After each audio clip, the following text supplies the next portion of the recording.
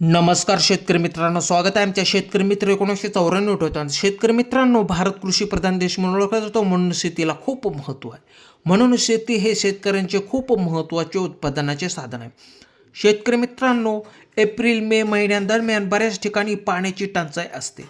त्यावेळेस उन्हाळा असून पाणी हे कमी प्रमाणात असते, त्यामुळे बऱ्याच ठिकाणी पिके घेतली जात नाही. त्यामुळे आज आपण कमी पाणी लागणारे पिके कोणकोणती घेतली जातील यांची सविस्तर माहिती बघणार आहोत. तर शेतकरी मित्रांनो, असेच शेतीविषयक नवनवीन व्हिडिओ बघण्यासाठी आमच्या चॅनलला जर सबस्क्राईब केलेलं नसेल तर आमच्या चॅनलला लाईक शेअर करून सबस्क्राईब करा. तर चला जाणून घेऊया.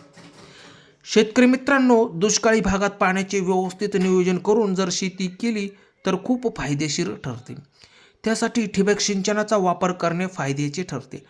मित्रांनो, कमी पाणी लागणारे पीक म्हणजेच ज्वारी.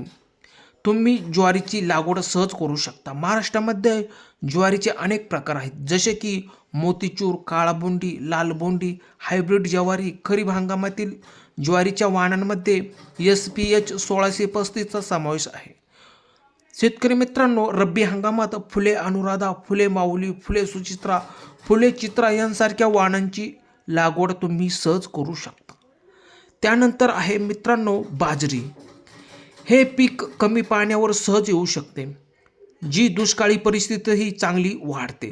बाजरीला कमी पाण्याची गरज असते आणि ती कोरड्या हवामानातही चांगली वाढते. उन्हाळी बाजरीला कमी पाणी लागते. योग्य व्यवस्थापन केल्यास चांगले उत्पादन मिळते. शेतकरी मित्रांनो, त्यानंतर आहे मूग. हे पीक कमी पाण्यावर येणारे पीक आहे. या पिकाला साधारणपणे 5 ते 6 वेळा पाणी द्यावे लागते, परंतु फुले येताना आणि शेंगा भरताना ओलावा टिकून राहणे खूप महत्त्वाचे असते. शेतकरी मित्रांनो, त्यानंतर आहे हरभरा.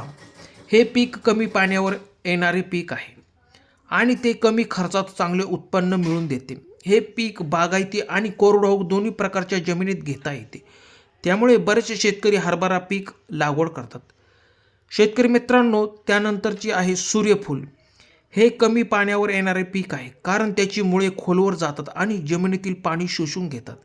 हे पीक कमी कालावधीचे सुमारे 80 ते 90 दिवसांचे असून दुष्काळी भागातही कमी पाण्यातही चांगले उत्पादन देते. त्यानंतर शेतकरी मित्रांनो आहे ओवा. कमी पाण्यावर येणाऱ्या पिकांमध्ये ओवा हे एक उत्तम पीक आहे, कारण त्याला फार कमी पाण्याची गरज असते आणि ते लवकर येते. त्यानंतर आहे कुळीथ. या पिकाला पण पाणी कमी लागते, कारण हे पीक पाण्याचा ताण सहज सहन करू शकते. शेतकरी मित्रांनो, तुम्हाला दिलेली माहिती कशी वाटली? दिलेली माहिती आवडल्यास आमच्या चॅनलला जर नवीन असाल तर चॅनलला जर सबस्क्राईब केलेलं नसेल तर चॅनलला सबस्क्राईब करा. धन्यवाद शेतकरी मित्रांनो.